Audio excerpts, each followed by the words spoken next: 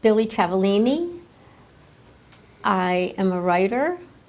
I am an advocate for the mentally ill and at-risk children. I am the mother of 2 children, one who has autism, and a new mother of 9 years to a 3rd child who my son Mark brought home from Horizon House Mental Health Clinic. So I enjoy writing. I am also, as much as possible, active in the community. I am on the Historic Preservation Committee of the Fort DuPont Redevelopment and Preservation Corporation, in large part to have the children of Governor Bacon, who were children that state did not know what to do with because they didn't have the housing, the proper housing. So they were all put in Governor Bacon from like 1948 to 1984, and the conditions were not good. I was one of those children, a sick child with lupus. I also am the co-founder and coordinator of the Lewis Creative Writers Conference with the Lewis Public Library, and we are proudly celebrating our 10th anniversary, August 18th, 19th, 2017. And I am active on the Delaware Press Association, where we're doing a storytelling symposium at Widener University, and I'm active with the Delaware Developmental Disabilities Council, where we're doing a history of the treatment of persons with disabilities in Delaware, part of a nationwide program. So, we'll talk about your childhood and your experiences there in a minute, but how long professionally as an adult have you been working in this field? Since birth, I know, but... Well, I think I began working in the field officially by my own description at the age of 15 when I was at Governor Bacon. Yeah. And I saw the abuse of the cerebral palsy children that lived in Tilton where I did. And I did everything I could to protect them, including whispering to grandparents that had a little 2-year-old there, and an attendant had spanked him really hard, whooped him for wetting his pants at night, and when they came, little Jimmy was shaking so hard that his grandmother, it was only around like a little, temporary, barrier that they sort of made rooms, and came around and said, what's wrong? And I just put my finger to my mouth and said, shh. They whooped him last night for wetting his bed. And her eyes got real big, and I said, don't tell. And she just shook her head. And I heard her in the next room talking to her husband, and within 10 minutes that they were walking out with his little suitcase. The road to Governor Bacon was both long and short. It probably began the minute that the judge made the very, very poor decision to put me with biological parents who were simply just that, biological parents. The first thing any child wants is safety, number one. And too often people in childcare forget that. They think that biology is a magic word. It's not. Safety is number one. Love is two. But it's number two as a big bonus. It's a huge bonus. But you need safety first. A child is a child. They need to be taken care of, looked at, nurtured, protected. And you know, so my father began, the first thing I remember is how bad he would talk about and how he was going to teach me how things really were. So she had made out this list of things that I enjoyed, you know? That I remember one, she said that, you know, I really liked hamburgers and baked beans. So one of the first odd, mean things he did was, we're having dinner and everybody's sitting down. He goes in the kitchen, and this is before my mother always insisted on saying a blessing. He plops a cold can of baked beans on my plate and said, "Here, you like them, now eat them." And nobody else was having baked beans. And I looked, and you know, my mother said, "Oh, come on, come on." He says, "No, she likes baked beans." So he insisted that I eat them. And then another time he insisted I drink a quart of buttermilk because he said that, you know, it would put meat on my bones. You know, and I hated buttermilk. And he would do things like that, but then he became more, there's something about an abuser. They're always testing the water to see what they can get away with. So once he got away with that, he was ready for the next stage. You know, and the next stage is one time, I remember we were just going for a drive, and I come out to the car and he says, you know, "Come here, Bugs." And I thought I heard him wrong. I'm like, "What?" And he said, "Did you hear me?" I said, "What?" And he says, "Come here, Bugs." And I thought, wow, that's really odd. And then sometimes he would call me Bathtub. That was his second favorite, you know, "Hey, Bathtub." And it wasn't until years later that I realized that he was dehumanizing me, giving me non-human names, you know. And I started developing Raynaud's, which your capillaries constrict when you get cold. And my father, excuse me, used that to his advantage by immediately taking me to a psychologist, doctor. I remember, and telling him that I was holding my breath until my hands turned purple, until I turned purple. And that I was refusing to cooperate in school, and I was refusing to eat, and that I was telling people I was blind. And so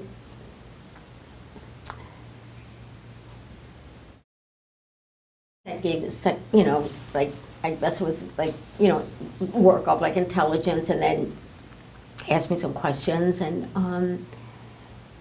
then I remember that I was forced to take gym based on his findings that I was feigning everything. It wasn't real.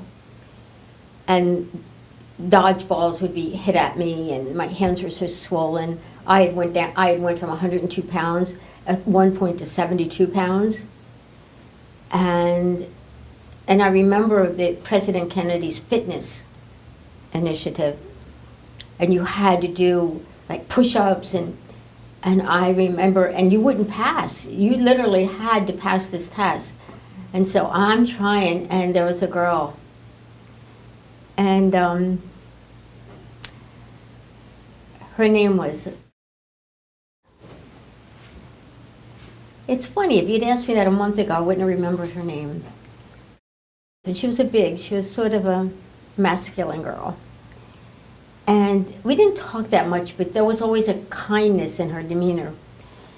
And she, of course, aced hers. And she looked over, she comes over, and she says, I'm I'll count for you. I said, okay. So I'm pretty much doing nothing, and she's like, 4, 5, 6, 7, 8, 9, and I pass, because of her kindness. And that's something that's really important for people to know about kids that have a disability, that it doesn't totally define you. You don't want one thing to define you, because I saw myself as a whole person. I didn't dwell on that. And I always thought tomorrow would be a bit better. At least I would have a chance at it getting better. And I also had the experiences of kindnesses and successes like anyone else, And the last thing I ever wanted was pity. I mean, hatred is better than pity. At least that's something that you can deal with. It's not so personal to me. I always feel that hatred is a problem with the other person. Pity is when they're actually pretending they know you. But from there, I went to I later wrote to the Delaware Psychological Society, and a woman named, I forget her name, and she wrote me a wonderful letter of apology, sort of. She had looked up the records and said that back then, too often, what happened to me, that it, without a knowledge of the physical, that it was, That he listened to your dad, not to you. Yeah. Yeah. And adults. And while people that are professionals in the field want to believe we've changed so much,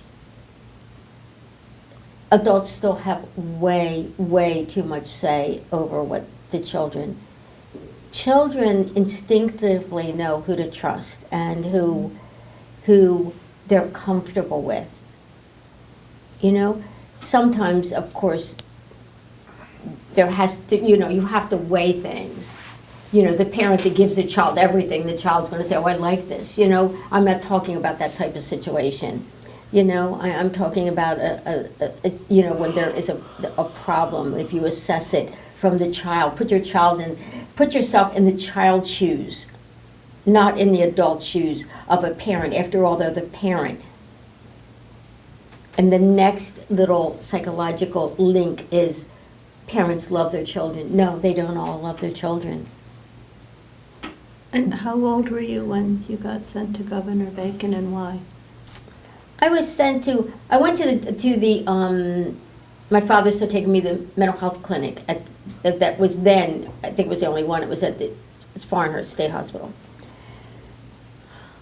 And they were very concerned about physical. I couldn't open my mouth because I had lupus scleroderma and arthritis. It was a weird combination. And my jaw got so tight, and my esophagus too, pretty much from scleroderma, the tightening of tissues. I couldn't open it. I had to try to push food in, and of course, that just reinforced what my father was saying, that I didn't eat, But they had a teeth plate made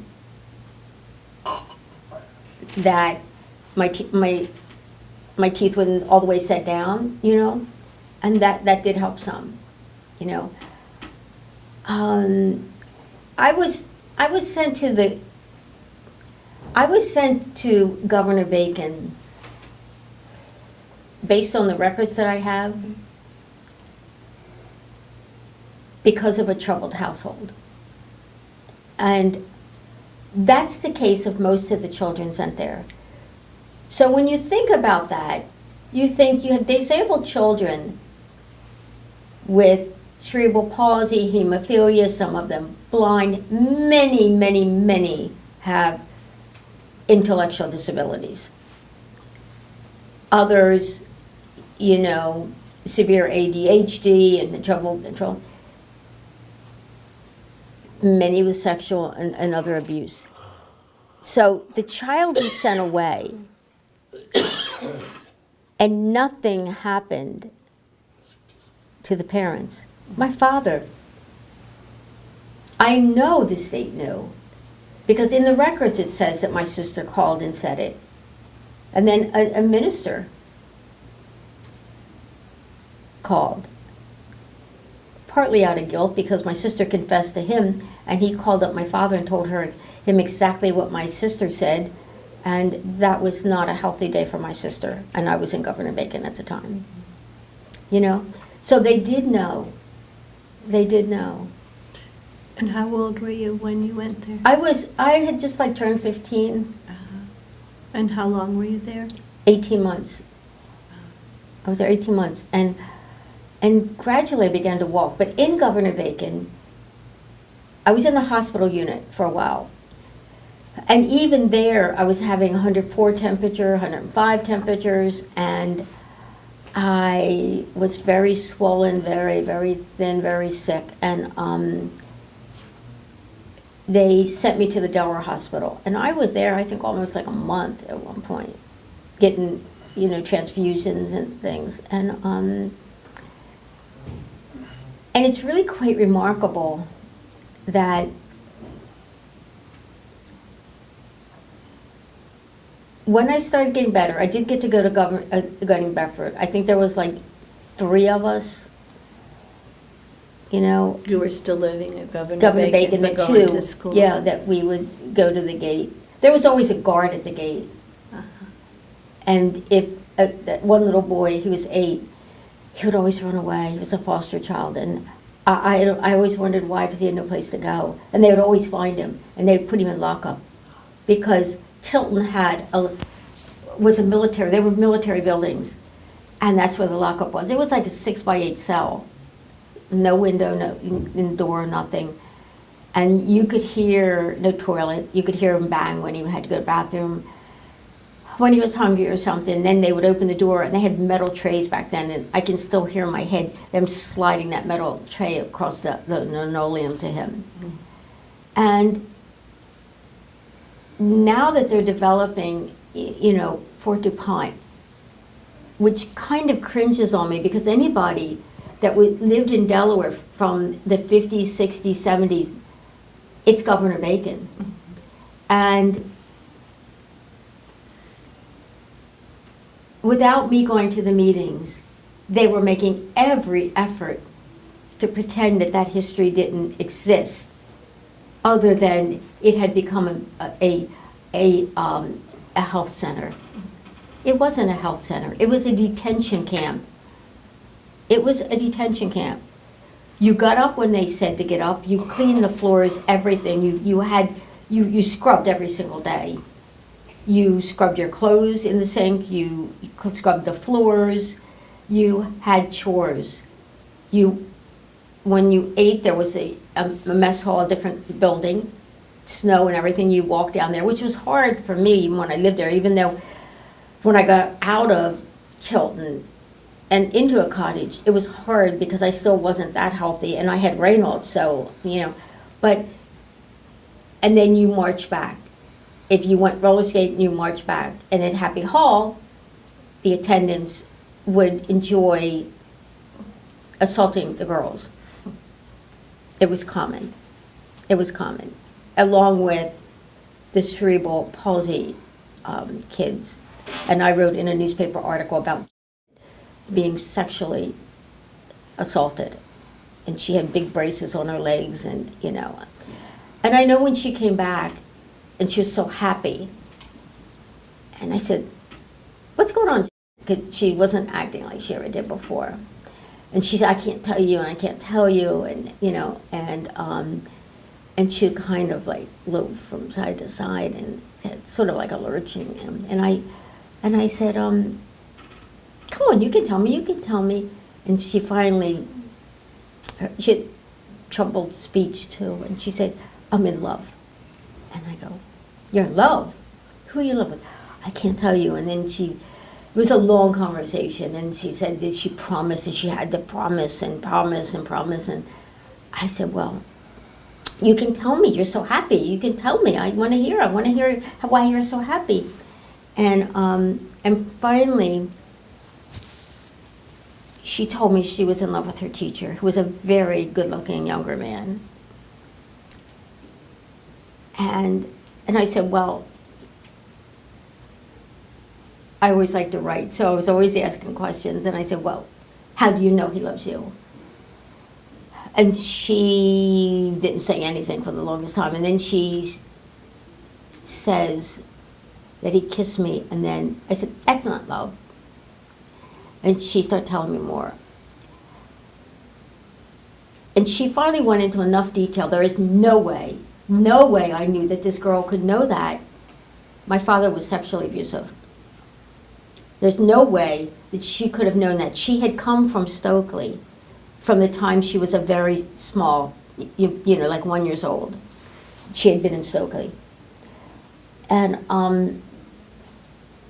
so I felt trapped. I'd given my word, you know, I'd given my word. So I remember feeling so desperate, and finally I just said, and she was kind of like dancing like this, you know, like silly, you know, happy dance. And I said, if you were ever even 5 minutes late coming home from school, I'm going to tell. And she knew what that meant, that she wouldn't have, you know, and I remember her just kind of lurching back, walking away, you know. So when you said, like, when did you become sort of advocate, I was always like that. You know, years later in Alfred I was in not Eugene Memorial, not Alfred I, Eugene Memorial, after I was really, really, really sick again. And I was on so much prednisone and all, they put me in there. And it wasn't the same thing, don't get me wrong, but the food would come up in the elevator to the patients. So when I was able, and it would often be cool, I'll say, putting it nicely. So I began asking if anybody, and they were all in their room. So I said, who wants to go down to the, you know, to the cafeteria? And they did. So I would just take them, like 4 wheelchairs at a time, put them in you know, in the elevator, take them down, next one, next one, next one, you know. And then one time, one of the aides broke leg by hitting it on the side rail. And I had told them over and over that she kept asking for her light was on to get the bedpan, and they didn't come. And they didn't come. And the last time I went in there, they were in there playing cards, the nurses in this little back room. And I said, she needs a bedpan, and she needs it now. And one of them got up. She put her hands on her hips, and she said, you better mind your own business, little miss, or you and I are going to get in a tumble. And how did you get out of there and get to college? Well, I went to different high schools, obviously. Yeah. You know, went to Gunning Bed for a little while. Before that, I had went to Delaware, which wasn't strong academically at all. And then when they put me back, when I got out of Governor Bacon, even though the records, and I was told by the state, although I had gotten records before, right? And some of them were the same, but some of them, they told me they gave me all the records this time. They didn't, because I already have some that shows that there were more. But they demanded I sign something and never talk about the records, so never show them. Well, that's like saying I don't know my own history. That doesn't set right with me. So unless they got an extra cell, you know, in the women's prison for somebody who wants to know their own records, I think they should do away with that silliness. But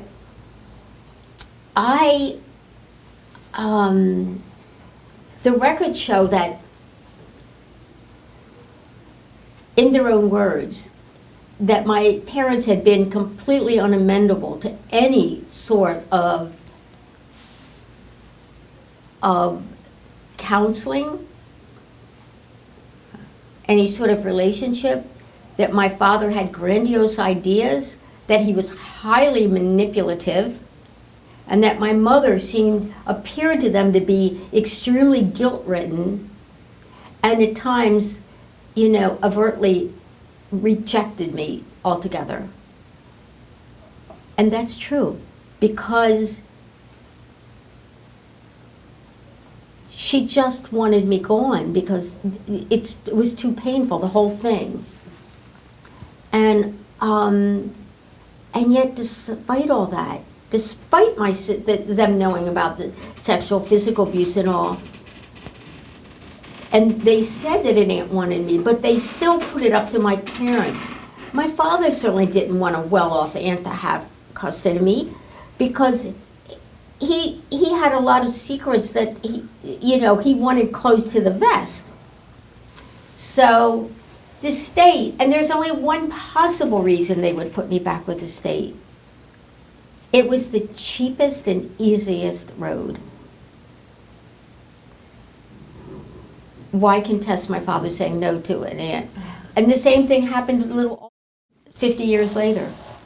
Little whose aunts begged for her, and her mother ended up killing her.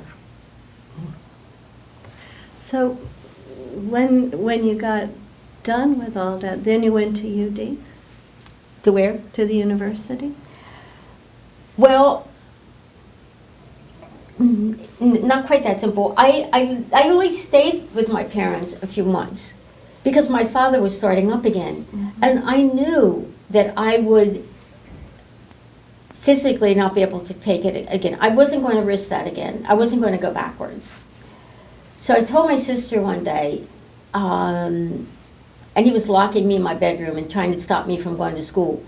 So my sister had to use a knife to get in the bedroom after they were asleep. So she comes in. I said, I won't be here in the morning. I won't be here in the afternoon when you get home from school. She said, yes, you will. Yes, you will. No. I had no idea where I was going. After school, I just started walking. And a friend from high school, not a really close friend, but somebody that I knew well and, and liked, her name was, she said, you want to come over to my house? And I said, yes. And I could tell she suspected something. So I went over to her house. This was in Garfield Park. And I just said, I'm not going home. And she knew I was in Governor Bacon and all. She had wrote to me there. And so in about an hour and a half, knock on the door. And her mother looks out, and it's my father. She said, go in the bedroom, go in the closet. I hadn't said a word to her.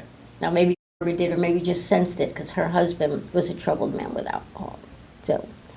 So I went in the closet, but I could hear her say that, no, I haven't seen Elizabeth, Oh, and my father saying she needs her medicine, she's really sick, her mother and I are so worried. He was very manipulative. My father was very intelligent, very well read, very, could argue on any topic really. And, but she wasn't buying it.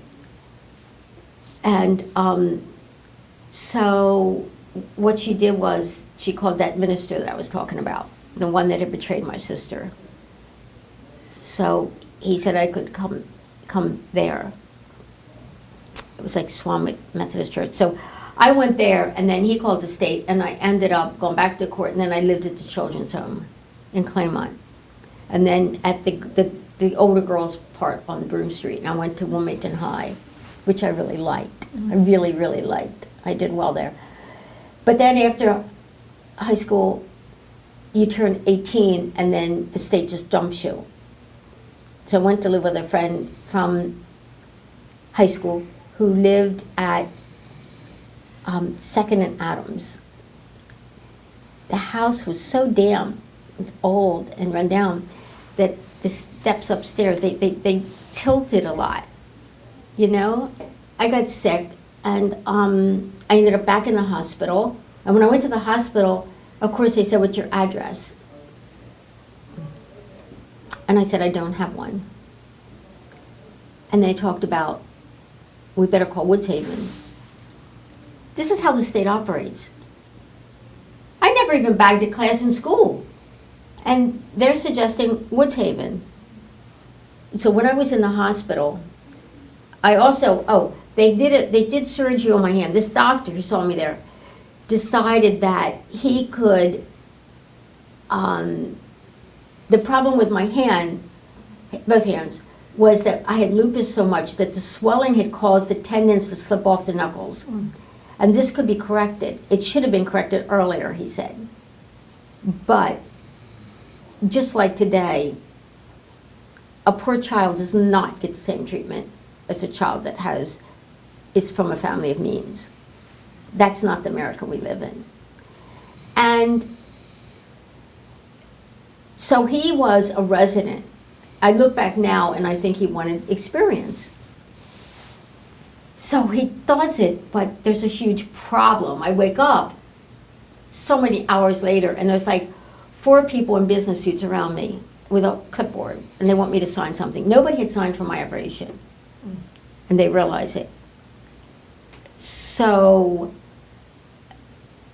they want me to sign, but I kept passing out and coming to and passing out, coming to and all. And I think partly based on that, for the first time ever in a hospital, like I saw a social worker, and then when I got out, they arranged for me to live like in a boarding house, and I was going to, it was like an offshoot of Goldie Beacon, and I took business classes, and then I started taking classes at the University of Delaware. I started getting better. You know, I was able to, you know,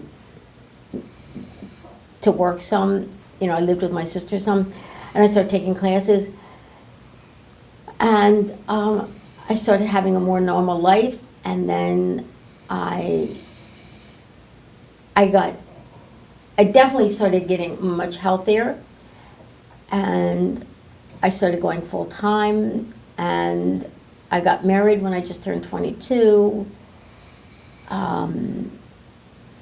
and I finished a degree in associates in accounting, and then I just went on to get a bachelor's in literature and journalism. And I love school. It's my safety net. I always loved school. I was just surprised at the end when I was called into like the dean's office and told, I have good news. And I said, what? And he said, you are the first person, you and who later went on to be a Washington Post reporter and then a high-profile Washington, D.C. Lawyer.